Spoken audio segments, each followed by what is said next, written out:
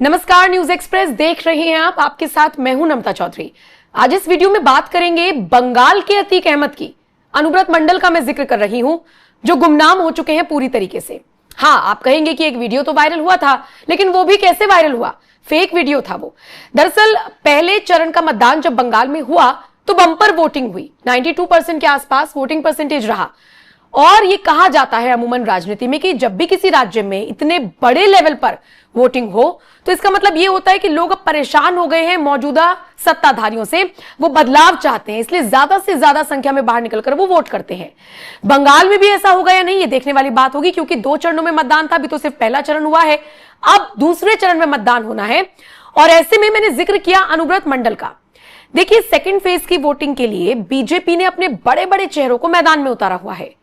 चुनाव आयोग कोशिश कर रहा है कि निष्पक्ष तरीके से चुनाव हो, कहीं भी कोई भी अप्रिय घटना ना हो, और इसीलिए बड़े बड़े अधिकारियों की, सख्त अधिकारियों की नियुक्तियां की गई हैं।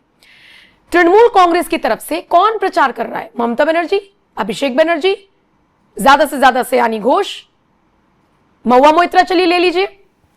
बड़े बड़े नेता जो फेस है टीएमसी के, वो दूर हैं। और इन्हीं में से एक नाम है अनुव्रत मंडल का, जिन्हें बंगाल का अतीक अहमद भी कहा जाता है, क्योंकि ये उस तरीके के नेता हैं जो बाहुबली नेता हैं, बीरभूम इलाके के बाहुबली नेता। इनके पास पैसा है, इनके पास शौहरत है, इनके पास नाम है, लेकिन इसी के साथ इनके पास जानते हैं क्या है? इनके पास है बदनामी।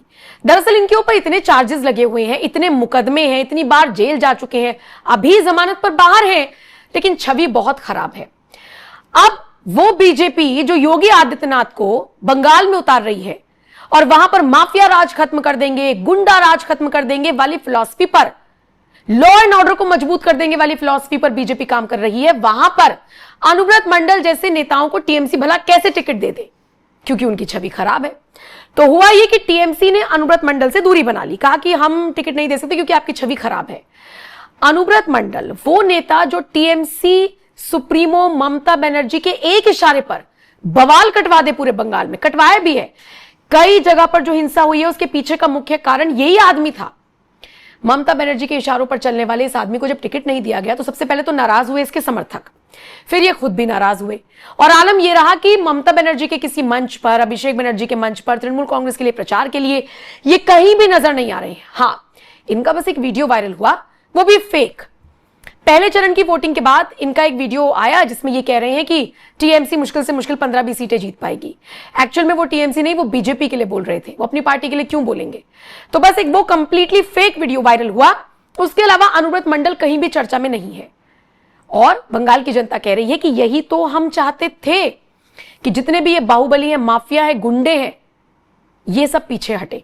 अब जब धीरे धीरे दिखने लग रहा है लोगों को, तो इसका असर सेकेंड फेज की वोटिंग में किस तरीके से होगा, क्योंकि सारे संवेदनशील इलाकों में तो उसी दिन वोटिंग है। तो देखने वाली बात यह होगी कि अनुव्रत मंडल जैसे एक आदमी को, एक बाहुबली को तो टीएमसी ने साइड कर दिया, बाकियों का क्या होगा।